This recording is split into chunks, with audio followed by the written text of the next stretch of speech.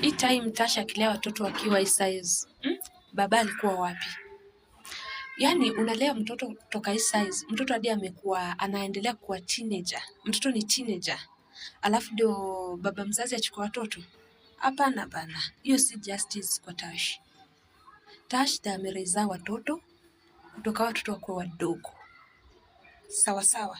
Sasa watoto wamekuwa teenager.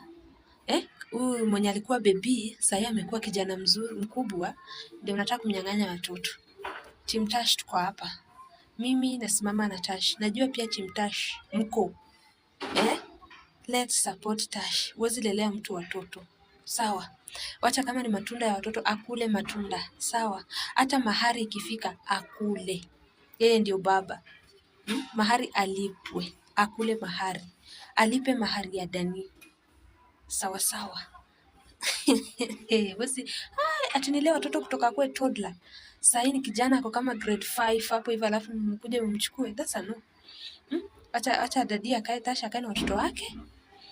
Sky akwe mkubwa, apate mtu, alete mahari.